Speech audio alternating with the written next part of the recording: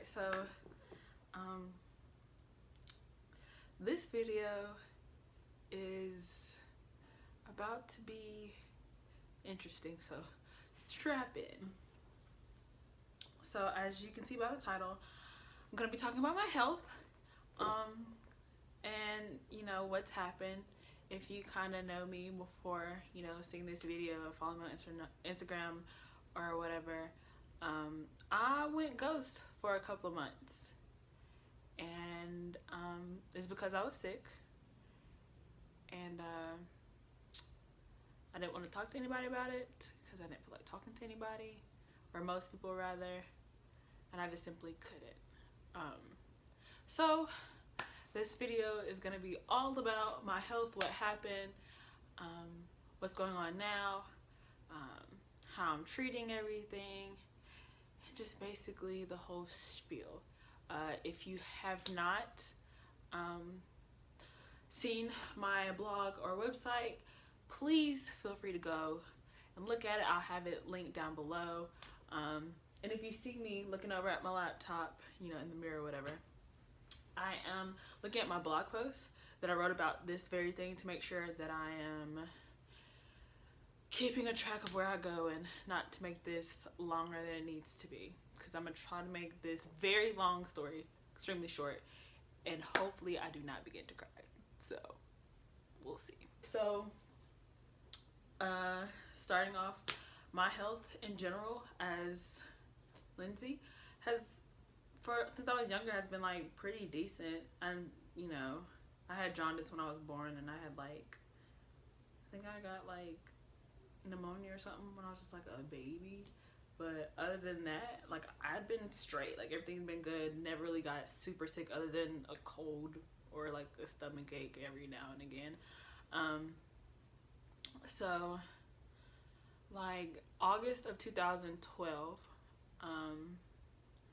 I got like this stomach virus. Stomach was hurting, blah blah blah. Got a stomach virus. Missed the first day of senior year.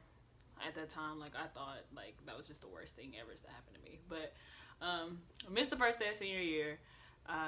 Took some antibiotics. Went back to school. Everything was straight. But in October, like, my stomach started hurting again, and it was like the lower portion, like, so like lower abdomen pain. Went to the doctor. Doctor basically, you know, first thing they asked, are you pregnant? You know, is there a possibility that you could be pregnant? No. So I had been sick for a long time. They didn't really know what was going on. And the pain increased.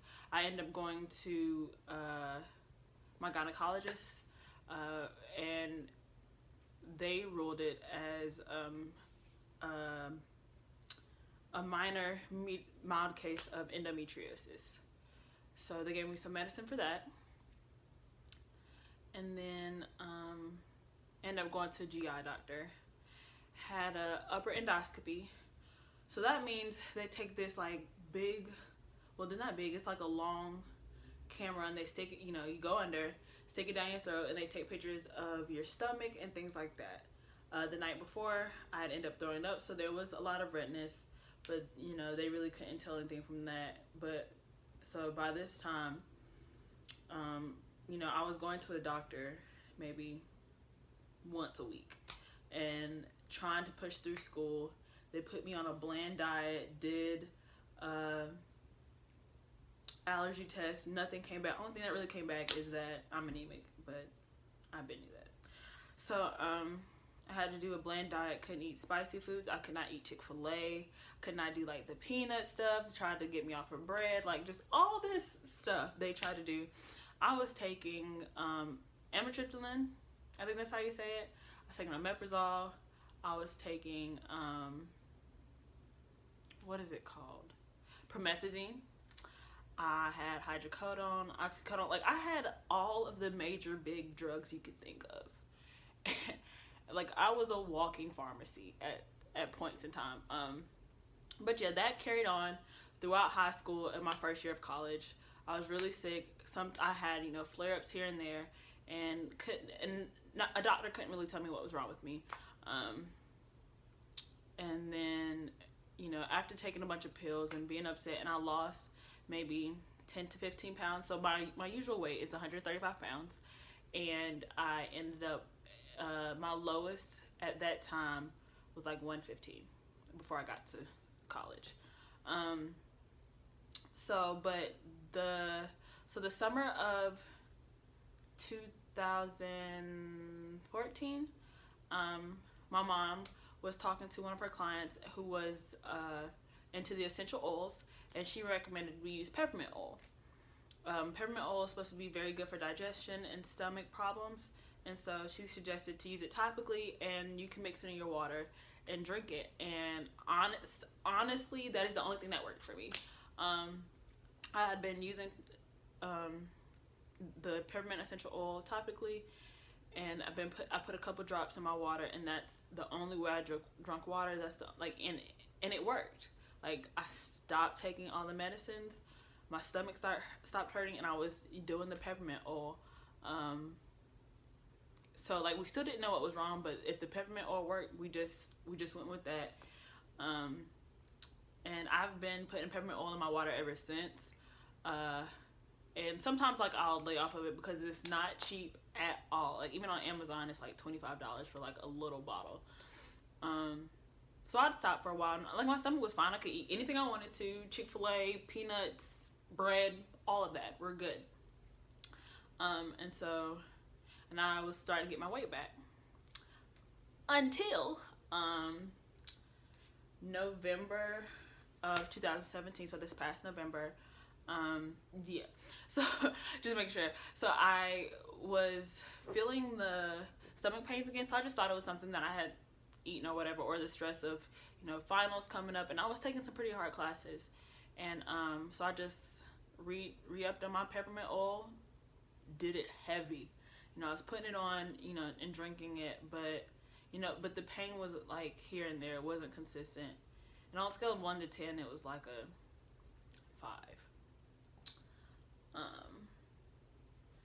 And then, like I said, it wasn't like consistently every day. It was like maybe once every 2 weeks. And then December came around. It wasn't that bad. I remember kind of feeling uneasy on Christmas though. Like, I just kind of watched what I ate. And in August, I decided to try to stop eating pork and beef to try to like live a healthier lifestyle. And I hadn't been eating pork or beef. And so I was like, why is my stomach hurting? Like, what's going on? So January is coming up, and like I said, I chalked up all my stress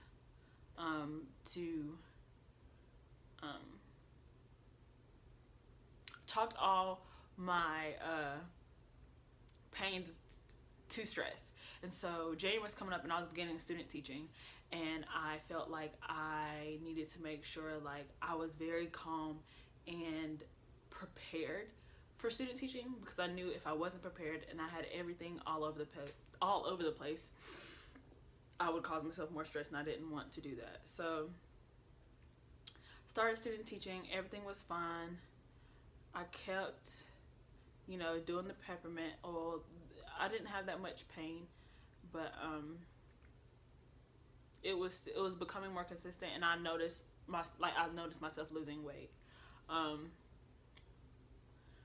So at that point in January, like I had pretty, not tough days, but they were full days. Like, I'd wake up at like 6 o'clock in the morning, drive 30 minutes to the school I was teaching at, come back home, do my work, prepare for the next day, make my lunch for the next day, and go to sleep, and just turn it over every day. And so did that all of January. February, I noticed that my appetite was decreasing, and anytime I did eat, I'd get pain. So I was like, what is this? What's going on? That I didn't have those pains when I was sick back in high school. So I went to the general practitioner on campus, and he was thinking that it was acid reflux.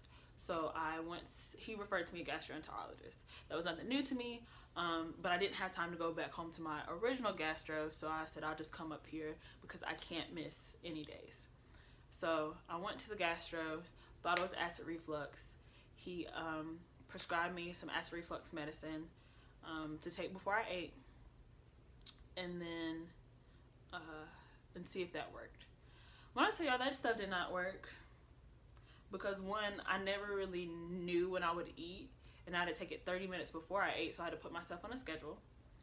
And then that medicine made me drowsy, so I could not take it during the day because I can't sleep at work. Well, not at work, but while I was teaching.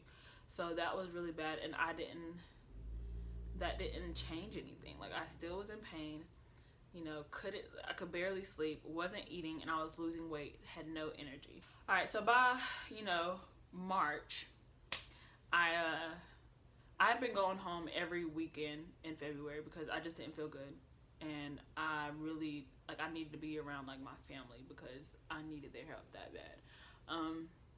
Told the GI that, hey, this anti-reflux, you know, acid reflux medicine is not working. I'm actually beginning to throw up bile, which is the worst taste in the world. Like, oh my gosh, it's horrible. And when you're at the point of throwing up bile, there's nothing left in your system. And I was just throwing up until everything was out. Did that. So they were saying, you know, if the acid reflux isn't working, we're gonna do 2 procedures. The first one is the upper endoscopy, like I had before. So we went and did that, and I think I have a video that my dad recorded from after that. I'll answer that here. My time now. How y'all used to do me? My hands are cold, so was it good sleep or was it something totally different? You still sleeping? Okay.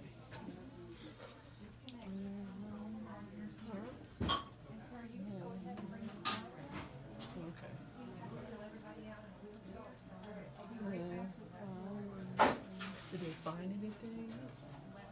Seems like you might have a high hernia. Grandma had one.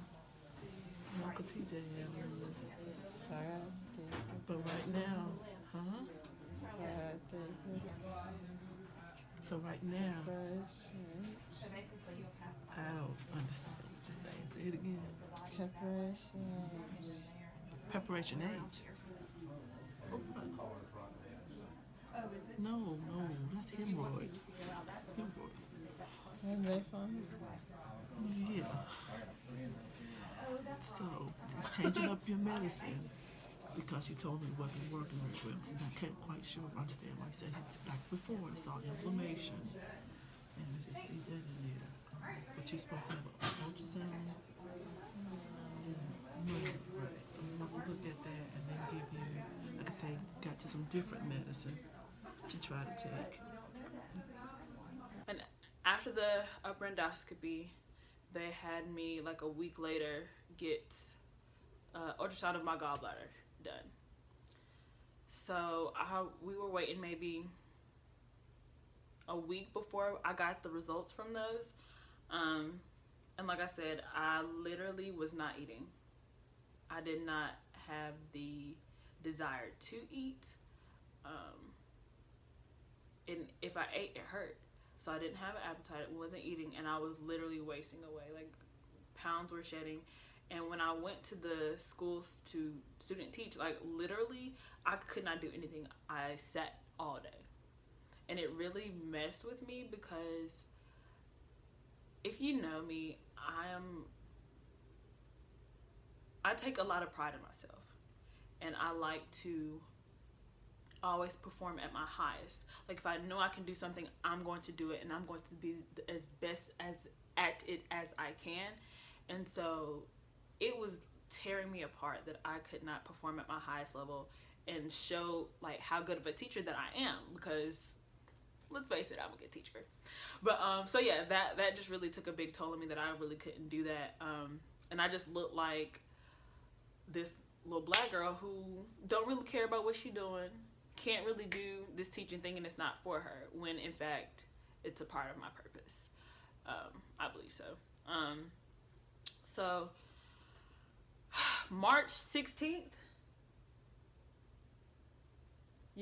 so March 16th, I got a call from my doctor saying that according to the ultrasound of my gallbladder, I had several several gallstones, and that I needed to either have the gallstones taken out or have my whole gallbladder removed. And at that point, and it's so crazy because the nurse called me, and I was telling her, you know, hey, I'm having this pain. Is there something, like, what can I do? And, you know, well, hold on, backtrack. So when I got the call from the nurse, she was asking if I was still taking certain meds, and I was like, no, they're not working. And I asked her, do you have the results from my ultrasound? She's like, hold on, let me go see, and I'll call you back. And I was like, Lord, please let this be something like my gallbladder, and I could just take it out, because I don't have time for this pain. Like, it's really in the way right now. And she called me back, and sure enough, gallstones. Need to get my gallbladder taken out. And yeah. So, and I was on my way home, and I said, well, is there anything? She's like, we'll set you up with the doctor here. You know, they'll have to do a consultation, and then y'all can discuss about getting your gallbladder taken out. I said, cool. And I was on my way home for the weekend, and I asked her, I said, well, is there anything I could take for the pain? Because this hurts, and I don't know how much longer I can really handle it. So she prescribed me something. I picked it up on my way home, and I drove back home, which is like an hour away. And y'all, I could barely drive. Like, barely could keep my seatbelt on. It was just painful. So I get home that Friday, told my parents, you know, they were like, all right, cool. That night, I mean, I had pain like nobody's business. I was up crying to the point where my mother heard me from her room and came in there, and we called the doctor again, and they said, you know, the best thing is for her to go to the ER. So we went to the ER, and and I was just really scared at that point, because I can be very scary. Like, I think of the worst at all times. So I was really scared. We get to the ER, and they said that, one, I was dehydrated, which was true. I was dehydrated, and they needed to get the, you know, some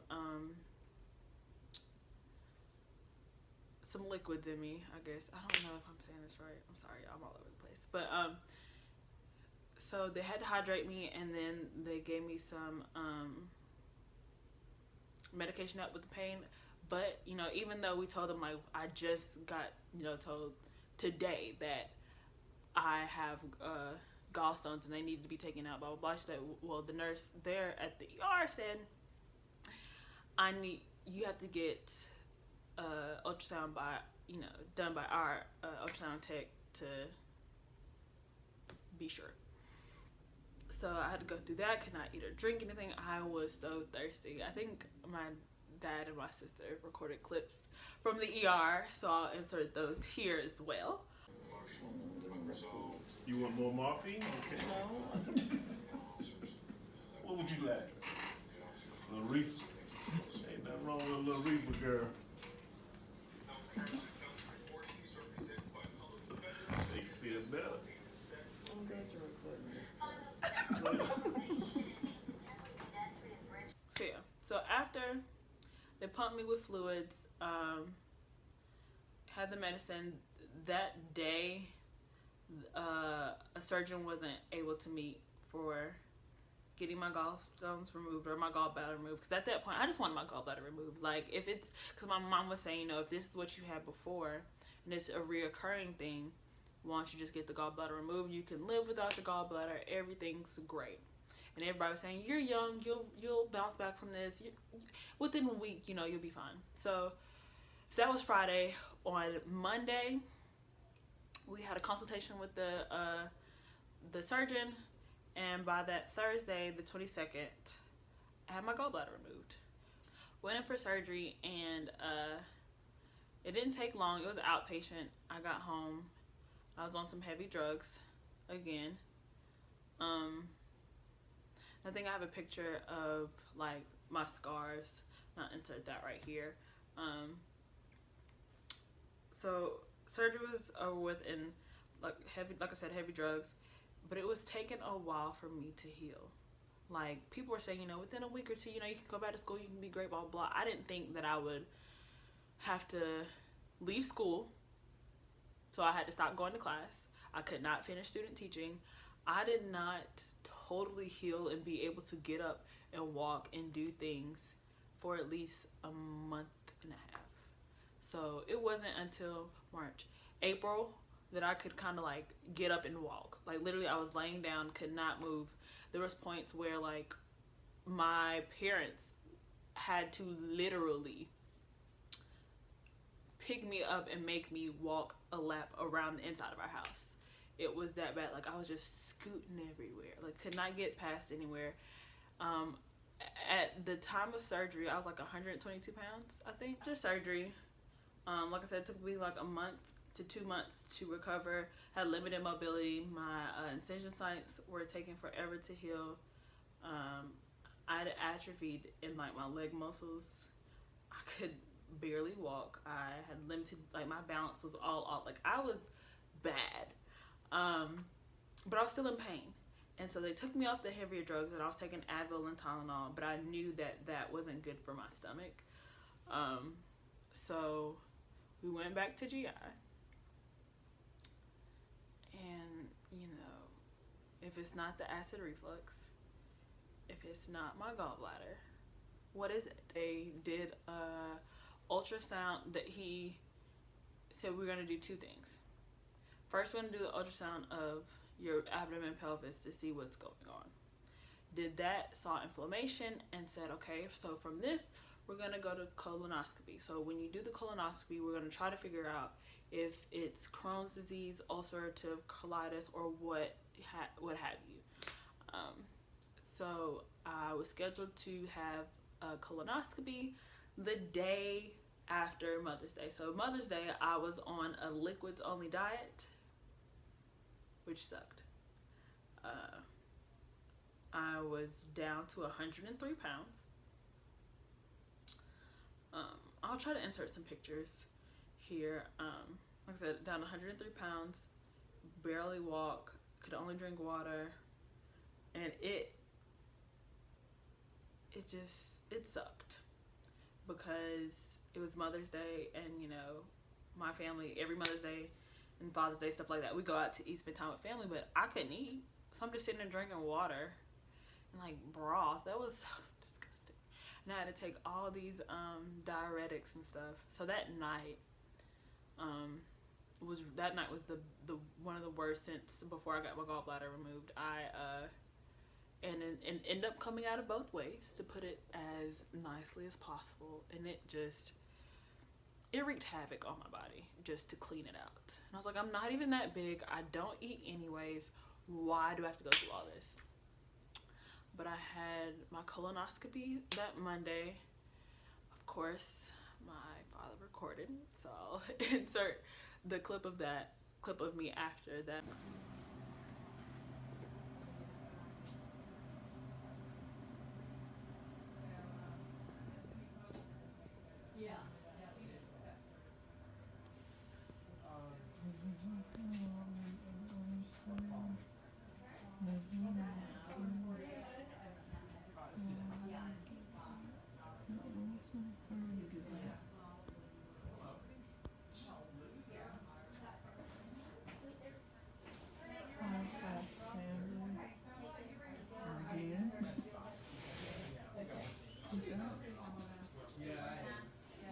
Honestly, after colonoscopy, they said we'll have your information soon, and we'll get back with you. I said okay, and I was like, so can I eat? And they said sure. So at that point, I finally had an appetite. I was feeling good.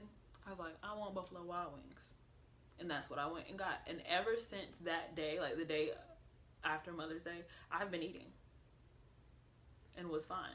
Nothing was really hurting. Everything was good.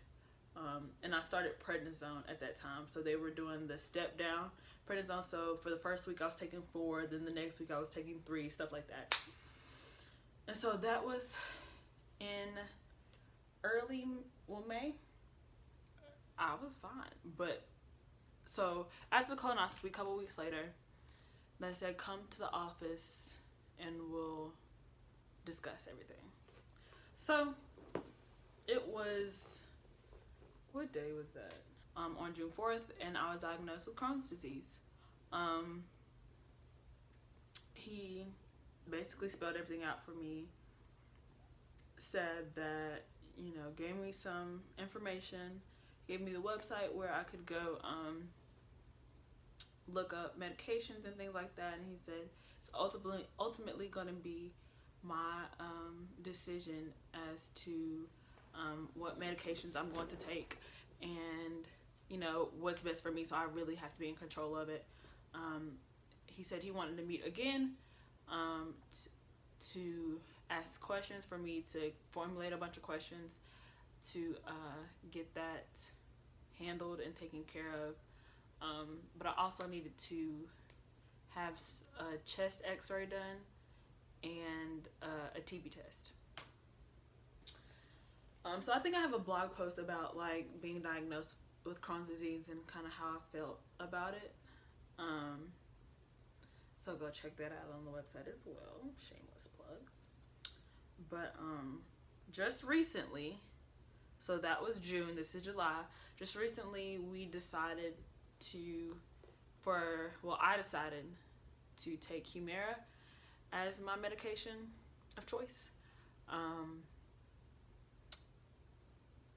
I'm not super jazzed about it because it's an injection and I'm used to just taking pills.